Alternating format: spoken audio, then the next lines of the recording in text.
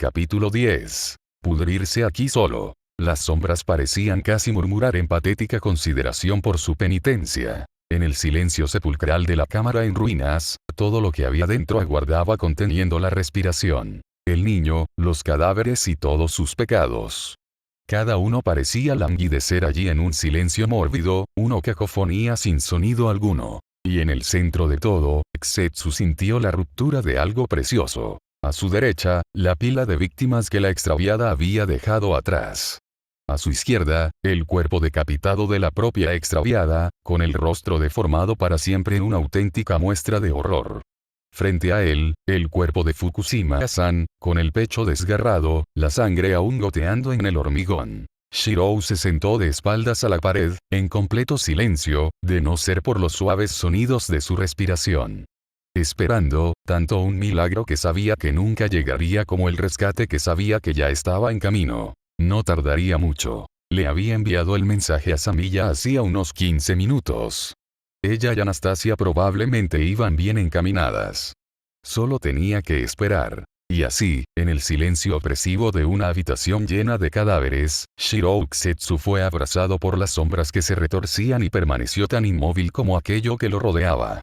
Una efigie de vida. Solo. El supervisor, Rias Gremory, y su nobleza ya se habían marchado hacía mucho tiempo. Al final, y a pesar de lo que le habían enseñado, el chico de los rizos desordenados, pelirrojos y blancos, les había dado 20 minutos para irse antes de llamar a su familia, decidido a hacer todo lo posible por evitar cualquier confrontación. Miró a Gremory a los ojos y le susurró suavemente que se fuera. Ella había dicho que se volverían a encontrar. Y tenía razón. Él todavía no lo era. Eran demonios. Pero parecían razonables, como seres que, a pesar o quizás independientemente de su naturaleza, eran capaces de pensar. Y por tanto, capaz de conciencia. Podría ser solo la ilusión de un chico que siempre había sido demasiado confiado para su propio bien. Un chico que no soportaba la idea de derramar más sangre sobre ese maldito hormigón, ya fuera la suya o la de alguien más. Un niño que no podía evitar ver amabilidad en los ojos de cada extraño sonriente. Tal vez. O tal vez Shirou ya había tenido suficiente tragedia por ese día. Quizás ya fue suficiente. La espada de luz de Fukushima-san yacía en su cintura, igual que la suya. La guardaría consigo, como un recuerdo. Un recordatorio de lo que podría pasar, de lo que pasaría. Los recuerdos de Anastasia y su brazo volvieron a su mente con violencia, pero aquello había sido diferente. Aquella noche, hace tanto tiempo, Shirou había despertado. Hoy, sin embargo, comprendió algo. Un momento de comprensión, cruel y amargo. Ahora lo veía. Mejor que antes. Así que el chico de los cabellos desiguales se sentó en la habitación que apestaba a muerte, la tela blanca de su túnica cubierta con el licor del perro callejero que había matado y del hombre con el que había venido a matarla, sangre seca pegada a su rostro, cuello, cabello y manos como un cruel recordatorio de lo que había sucedido, y esperó. En una habitación llena de muerte y víctimas muertas. Personas que ahora estaban más allá de toda salvación. Los labios de Shirou temblaron levemente con disgusto. Frunció el ceño. Contempló la escena una última vez y sintió que algo en su mente se rompía suavemente. Una muerte diminuta, minúscula. Silenciosa. Una súplica que había estado allí, de repente silenciada con un gemido moribundo. Mientras tanto, pasos apresurados resonaban por el túnel, al principio débilmente y luego cada vez más fuertes. Volvió la mirada hacia el cuerpo de Fukushima-san, que había intentado con todas sus fuerzas dejar descansar con los ojos cerrados y una postura tranquila. Había fracasado. Falta poco, pensó, como si le hablara. Los ojos dorados grabaron la carnicería en su memoria, y ahora todo lo que tenía que hacer era esperar, y esperar, y esperar, hasta que las escaleras estuvieran a la vuelta de la esquina y ya no tuviera que esperar más. Desde el túnel, Samilla entró en la habitación. Aún así, se oían pasos que salían de ella. Tal vez de Anastasia. La edad la estaba afectando. En cuanto a Samilla, la chica vestía unos pantalones cargo, una chaqueta gruesa llena de bolsillos y una camisa debajo. Llevaba la misma coleta larga de siempre, con el pelo oscuro recogido con una hermosa cinta. En la mano sostenía un cuchillo. No una daga, tampoco. Era claramente un cuchillo de carne.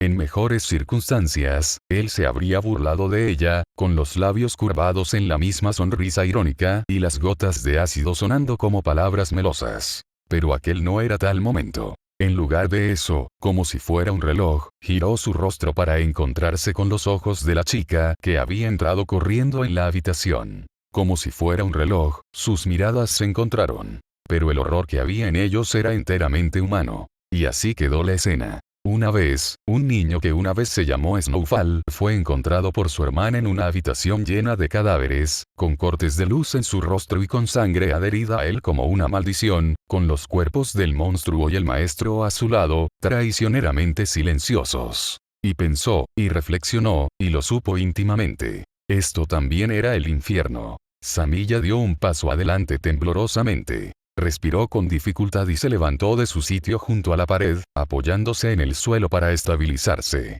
Luego, exhaló. Un líquido carmesí se había filtrado en la tela, que aún goteaba de los bordes de la ori que había usado, aquel que había sido tan perfectamente blanco.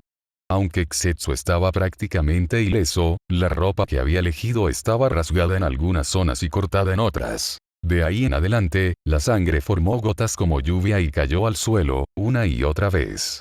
Rompieron el silencio suavemente, como ecos de sonidos más grandes que azotaban el mundo con amarga diversión. Xetsu apretó sus manos en puños y decidió no mirar hacia abajo. En cuanto a Samilla, la muchacha lo miró con expresión ilegible y él descubrió que ya no podía soportar más el silencio. Nee-san, la saludó, con una voz que sonaba vacía incluso para él mismo. Gracias por venir, había querido decir. Le pareció apropiado, cortés, y estaba realmente agradecido. Sin embargo, su voz se quebró, apagándose como un gemido. Sentía una opresión en el pecho. ¿Por qué había fracasado? Apretó los ojos y negó con la cabeza. No importaba, pensó. Ya todo está bien. Samilla dijo algo. La voz venía de lejos. No había ninguna indicación de su posición. Sin embargo, estaba justo frente a él. Podía oírla perfectamente. Simplemente, no la percibió. Había un cadáver cerca, un cadáver con un rostro como el de Fukushima, un cadáver con un agujero donde debería haber estado el corazón.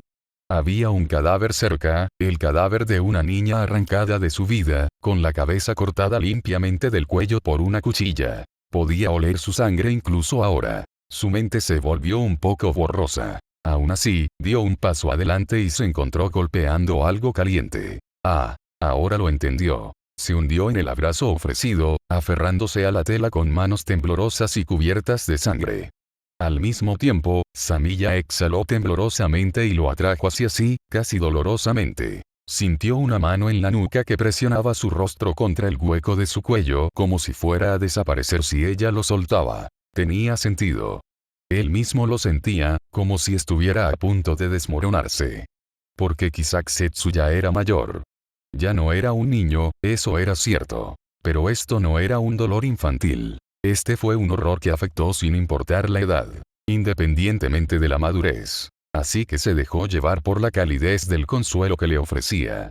Se dejó llevar también por las trivialidades que le ofrecían, y sintió alegría al oír sus sollozos amortiguados por la tela. Tenía que superar esto algún día. Pero él no quería. Si alguna vez llegara el día en que pudiera mirar esas cosas y no sentir el miedo consumiéndolo, sin sentirse horrorizado por la realidad de las mismas, entonces definitivamente habría perdido lo que más le importaba. Shirou tomaría esa horrible y desesperada desesperación como lo que era. Y lamentaría lo que quedaba de su inocencia. Pensé que te había perdido. Las palabras de su hermana llegaron suaves y entrecortadas. Quizás estuviera llorando. Entre la estática y la intensidad de la sangre en el aire, no lo supo. Aún así, esta sería la segunda vez que la preocupaba tanto, ¿no? Shirou realmente había fracasado como hermano. Esto lo había hecho por segunda vez. 2 veces había dejado a una hermana preguntándose por su destino. Una de ellas, con brillantes mechones de pelo tan blancos como los suyos, nunca lo había vuelto a ver. El otro se aferró a él ahora. Pensé que te había perdido, repitió ella contra su cabello, sin aliento y temblando suavemente. y separó los labios para responder, e hizo una pausa cuando la única respuesta que le llegó fue tranquila, taciturna, débil. Creo que yo también me perdí. Quizás sería apropiado. Quizás sería real. Pero no sería justo y no ayudaría, y se resignó a su deseo más enterrado. Volver a días en los que no había visto una tragedia semejante ocurrir 2 veces. Lo siento, murmuró en cambio. Lo siento muchísimo. Esto también era la verdad. Shirou se dejó llevar por la comodidad y la calidez, incluso después de que Anastasia llegara un par de minutos después, acompañada de otras 2 personas. Cuando todos se marcharon, instantes después, los muertos observaron con silenciosa diversión. Cuando Samiya le dijo a Anastasia que llevaría a Shiro a su apartamento, después de que el chico le hubiera dado a los exorcistas su resumen de todo lo que había sucedido, la mujer mayor no se había quejado. Había echado un solo vistazo a la habitación, había echado un solo vistazo al cuerpo de Shirou, uno apenas en la pubertad, con una cara todavía un poco redondeada y con los ojos muy abiertos por la sorpresa, todo eso parcialmente empapado de sangre, y luego asintió. Por eso Samiya estaba agradecido. Sabía, lógicamente, que podía confiar en Anastasia esta vez. A pesar de que la mujer tenía cierta mentalidad de general en tiempos de guerra, ni siquiera ella vería esta escena y vería algo más que horror absoluto. Anastasia, la exorcista, pudo haberse quejado, pero la imagen de un chico de menos de 15 años, cubierto de sangre de pies a cabeza, y el montón de matanza tras él fue suficiente para poner a Anastasia, la abuela, en primer plano. Mañana, lo sabía, o tal vez al día siguiente, Anastasia vendría a buscar al niño para llevárselo de vuelta a casa. Sin embargo, esta noche Samiya se salió con la suya. Ella tomó la mano de Shirou entre las suyas y condujo al chico silencioso a través de las calles oscuras hasta su motocicleta estacionada después de entregarle una chaqueta para ocultar toda la sangre, rezando todo el camino para que no tropezaran con nadie. Afortunadamente, no lo hicieron. En cuestión de unos minutos, los dos estaban en el humilde apartamento de Samiya y, cuando Shirou entró para tomar una ducha, ella cerró la puerta detrás de él y frunció el ceño suavemente. El apartamento de Samiya era pequeño. Cocina, dormitorio, sala y baño. Nada del otro mundo, pero cumplía su función mientras vivía sola y estaba a punto de entrar a la universidad. Encendió las luces, fue a su habitación y suspiró. Aquella noche había sido, con diferencia, una de las peores de su vida. Aquí está la cuestión. Samiya siempre, se había opuesto a la radical incorporación de Shirou a la iglesia. No había pasado un día sin maldecir la revelación del extraño Sacred Gear de Shirou ante ellos cuando el extraño atacó. No importaba que él pudiera luchar por la iglesia. Ella lo sabía. No dudaba de las capacidades de su hermano. No importaba lo que pudiera hacer. Lo que importaba era lo que debía hacer, y sacrificar su vida por una guerra en la que no tenía ningún interés, no. Y ahora, su preocupación había resultado correcta. Y ahora, pensó, las cosas han llegado a su extremo lógico. La única forma en que podía pensar que la noche hubiera sido peor era si, además de todo lo demás, Shirou hubiera muerto quedado lisiado.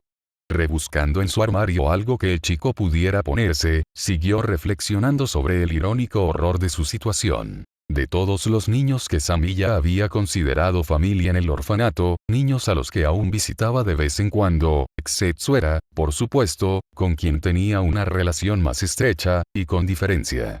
Shirou era diferente de los demás niños del orfanato. Su vínculo era diferente. Con el tiempo, algo salía mal. Siempre salía mal.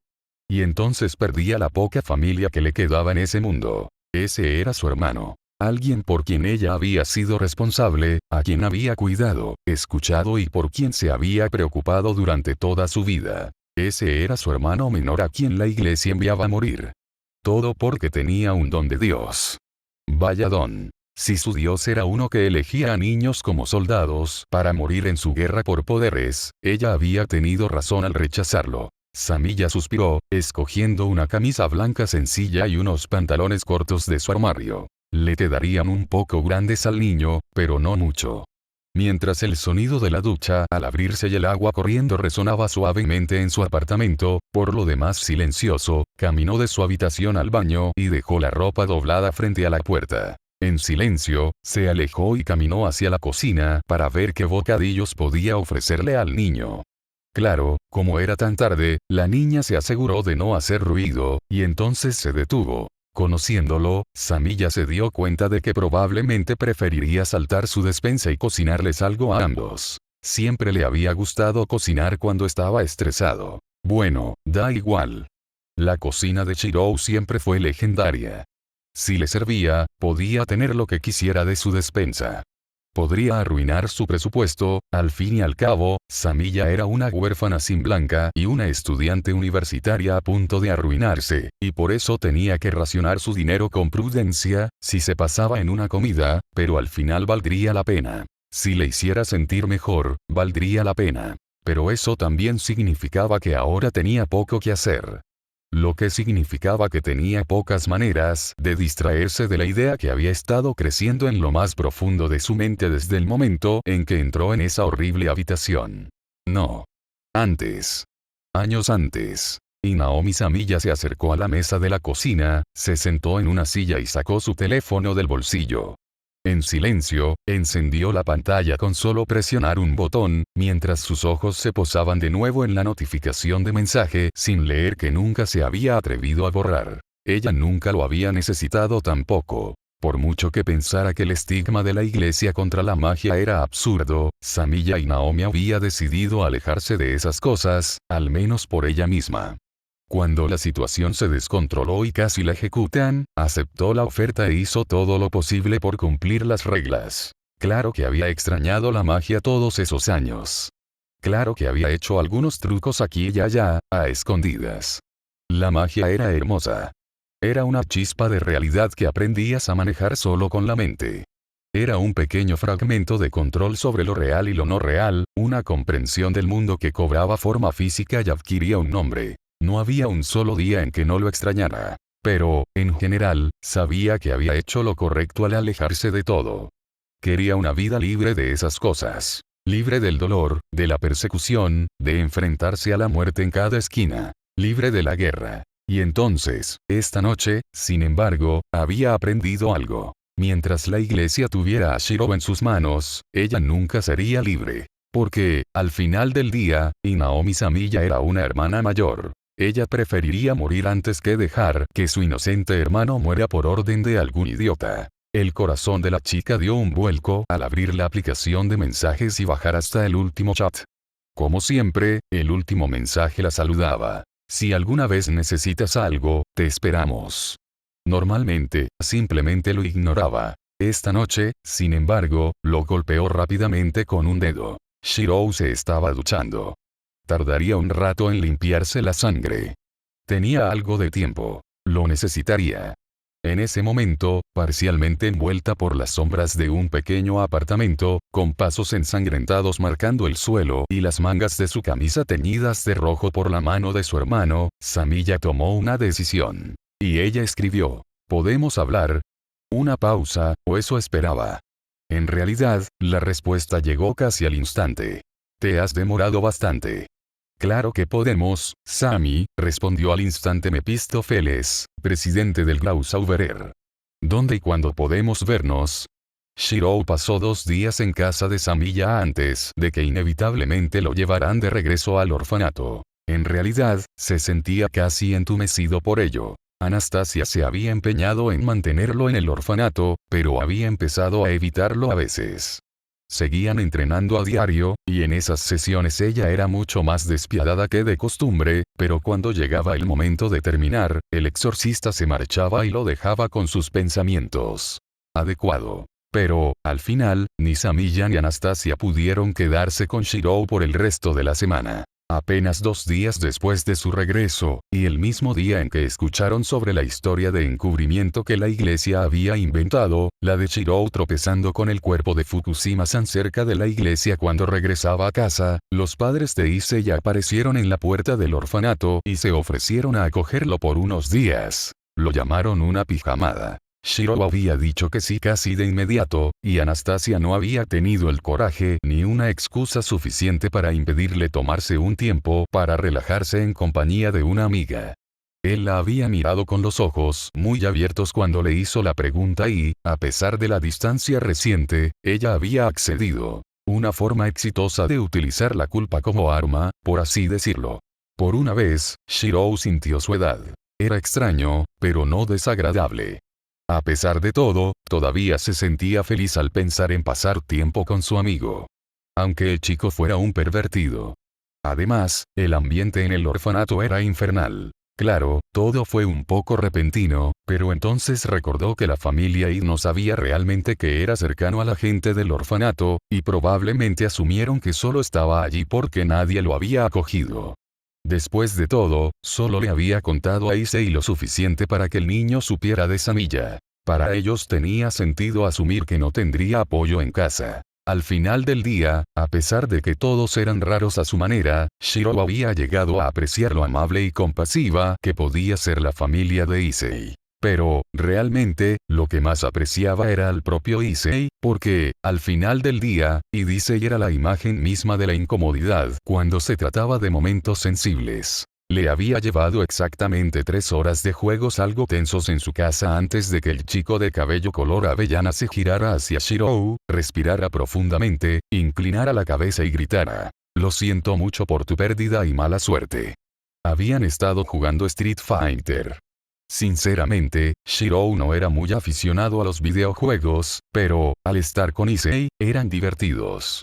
Descubrió que era una forma divertida de conectar con su amigo, e incluso el propio Shirou no era inmune a alguna que otra competitividad desenfadada. Hasta ese momento, el aire había estado cargado de preguntas sin respuesta.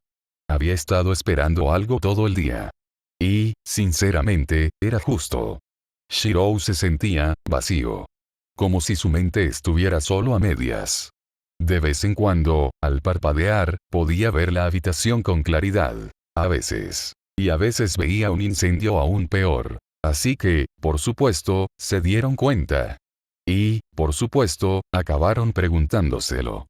Lo esperaba desde el momento en que entró en su casa. Pero eso no había sido todo. Definitivamente no estaba preparado para eso. Lo absurdo de la declaración hizo que Shirou perdiera la compostura por completo. A pesar de sí mismo, y a pesar de la horrible tragedia, Shirou resopló con fuerza, tapándose la boca para no reírse. Issei se sonrojó profundamente. Siempre se enojaba cuando se sentía avergonzado. En cuanto el autoproclamado rey del harén notó la alegría de Shirou, el chico lo señaló con un dedo y, con el ceño fruncido, le preguntó: "Oye, ¿de qué carajo te ríes? Estoy intentando ser considerado". Shirou tuvo que tragarse el impulso de resoplar una vez más. "Siento mucho tu mala suerte", repitió con insistencia, deleitándose con el chillido de vergüenza de Issei. Su pequeña parte, amargada, cínica y sarcástica, se llenó de alegría. "Así lo dices, ¿verdad?". Su amigo cruzó los brazos sobre el pecho, con una mueca cómicamente agria en su rostro de rasgos afilados mientras fingía apartar la mirada. Aún así, la tensión en el ambiente se había disipado, y ambos se sentían mejor por ello. Finalmente, Issei se burló. "Bah". Hizo un ruido de disgusto. "Ya veo lo que me pasa por intentar ser amable". Pero entonces hizo una pausa. Los dos estaban sentados juntos en el suelo, jugando videojuegos en la televisión de la habitación de Issei. Issei había pausado el juego al pronunciar su proclamación, lo que también salvó a Lee de una derrota aplastante. Aún así, el chico suspiró, perdiendo algo de su agudeza. Y entonces Issei habló de nuevo. "De verdad", dijo, con la voz más suave esta vez. Seguía sonando muy incómodo. "Si necesitas hablar de ello de lo que sea". Y Shirou miró a su amigo por unos momentos, silenciosamente asombrado, y griega. Bien. Tenía razón en aquel entonces. Cuando conoció a Issei, Shirou pensó que, bajo toda su bravuconería y perversión, el chico era bastante agradable. Conociendo a Issei, quien intenta evitar las conversaciones sentimentales como si le fuera la vida en ello, y que era más inseguro de lo que parecía, le costó esfuerzo hacerle semejante oferta. Y la mente de Shirou recordó a Samilla, quien había sido más que amable con él. Al día siguiente de su llegada, la chica insistió en pasar el día haciendo cosas bonitas o viendo películas, solo para distraerlo. Cuando él se fue a cocinar y limpiar, como hacía a veces, ella no dijo nada, entendiendo que necesitaba tiempo para despejarse. Y después, le pidió que se sentara con ella y se puso a leer en silencio. El clima en el orfanato era más incómodo. Algunos niños, al enterarse de lo sucedido, acudieron en masa a él para consolarlo. Lo rodearon con abrazos y expresiones de preocupación que él no pudo evitar apreciar. Incluso Anastasia, que de repente se había vuelto algo distante, se tomó el tiempo de acompañarlo al templo budista cercano para que pudiera practicar Kido con tranquilidad. Y ahora, Issei también estaba haciendo lo mejor que podía. Al fin y al cabo, Issei era su mejor amigo, y el chico estaba actuando de maravilla. Shirou realmente se había rodeado de gente maravillosa. Así que le sonrió suavemente a su amigo, asintiendo con la cabeza solo una vez. Lo sé, respondió, esta vez con más seguridad. Y te lo agradezco. Sí, murmuró Issei. Genial. Bueno, sé que suena tonto, pero tengo que preguntarte, ¿estás bien? Y se detuvo, y reflexionó, y pensó. Y recordó montones de cuerpos tirados como basura. Un rostro familiar que perdía su brillo mientras otro le sonreía con intención de matar. Un corazón arrancado. Un cuello limpiamente cortado. Una silenciosa súplica de ayuda. Y el abrumador olor a sangre. Todo eso seguía con él, incluso después de frotarse la piel hasta dejarla en carne viva en cada ducha. ¿Estaba bien? No. No lo era. Por suerte, no lo era. Había visto algo horrible y, más que eso, no había logrado salvar una vida. Había visto personas, víctimas, que eran como Issei antes de que les arrebataran la vida violentamente. Sabía agrio, amargo y desagradable. Y lo odiaba. Odiaba la guerra que lo provocó. Y solo pensar en ese día le hizo verlo claramente. Así que no estaba bien. Pero estos no eran los primeros fantasmas de Shirou. No eran las primeras imágenes de horror que se le quedaban grabadas en la mente. Ya fueran llamas, nieve o cemento, Shirou, Zetsu y Miya ya habían visto el infierno antes. Cada vez era tan horrible como la anterior. Y él había sobrevivido a pesar de todo. Solo tenía que hacerlo mejor. Trabajar más duro. Pensar más. En algún lugar, seguramente había una manera de salvar a los inocentes atrapados en el fuego cruzado de una guerra milenaria sin vencedores. No porque fuera un héroe de la justicia. Había renunciado a eso hacía mucho tiempo, cuando decidió valorarla. No se trataba de ser un héroe. Se trataba simplemente de hacer lo correcto. Un mundo donde nadie tenga que llorar más. No lo soy. Bueno, quiero decir, admitió con facilidad. Se sintió liberador. Pero creo que lo seré, con el tiempo. Solo entonces Issei se relajó. El chico suspiró. Bah. Bien, entonces, respondió. Aunque intentó sonar dramático e irritado, tenía una expresión de alivio en el rostro. Ahora, volvamos a destrozarte la cara en Street Fighter. Al final del día, Shirou había ganado 31 partidos y perdido 2. Shirou había enfrentado muchísimos desafíos a lo largo de su vida. Su entrenamiento diario con Anastasia podría calificarse de infernal, y luego estaban las peleas en las que se vio envuelto. No era ajeno a los conflictos. Sin embargo, esto fue algo más. Los dos amigos de Issei, Motoama y Matsuda, eran unos imbéciles. Y no lo decía con ninguna intención amable. Normalmente costaba mucho esfuerzo que a Shirou le disgustara a alguien, pero ellos dos lo habían logrado casi de inmediato. Por supuesto, estaba tratando de mantener la cabeza fría al respecto. Issei era tan pervertido que se volvió estúpido. Esos dos eran tan pervertidos que se convertían en criminales. Ni siquiera tenía gracia. ¿Qué? Motoama, el de músculos más definidos, golpeó la mesa con la mano mientras Issei se daba un golpe en la cara al fondo, visiblemente nervioso. Antes, Shirou había notado que el chico evitaba hablar de sus otros amigos. Ahora sabía por qué. ¿Cómo es posible que no te interese la gloria que? Suspiró. Ya sentía un fuerte dolor de cabeza en la sien. Lo juro, interrumpió con voz fría. Si completas esa frase con la palabra pechos, quemaré toda tu pornografía. Se detuvo con los ojos abiertos. Los otros dos, que habían estado conversando en voz baja hasta que Issei empezó a morir de vergüenza ajena por las payasadas de Motoama, tuvieron el descaro de estremecerse ante sus palabras. En realidad, Shirou se vio obligado a reconsiderar su actitud ante la perversión de Issei. Si se comportaba así delante de la gente normal, los dos iban a tener una conversación. Aún conmocionado por su fría amenaza, Motoama se esforzó por encontrar una respuesta, hasta que Issei, levantándose, tiró al chico con bastante fuerza de la camisa y lo hizo caer hacia atrás. Shirou también lo observó, arqueando una ceja mientras ambos empezaban a hablar en acalorados murmullos. Mientras tanto, Matsuda, el autoproclamado scouter de 3 tamaños, se acercó a él. Los dos chicos se presentaron sin previo aviso en casa de la familia Id, preguntando por Issei. Sus padres, queriendo asegurarse de que todos se divirtieran, a pesar de que claramente no les caían bien, los enviaron a la habitación de Issei para reunirse con él y Shirou. Su llegada había interrumpido el tibio intento de Issei de enseñarle a Shirou a jugar Yu-Gi-Oh, algo por lo que el joven de cabello castaño rojizo estaba más que agradecido. Los juegos de cartas no eran lo suyo, la verdad. Aunque tal vez hubieran sido preferibles al fuerte discurso sobre los pechos que siguió. Y ahora volvió su mirada hacia el muchacho de gafas y cabello oscuro, que parecía claramente poco impresionante. Entonces, murmuró Matsuda, Issei me dijo que te gusta Naruto. Ah, no importa. Quizás todavía haya esperanza para él. Nota del autor. Ante todo, y quiero aclararlo por algunos comentarios. Esto no es yaoi, lo prometo.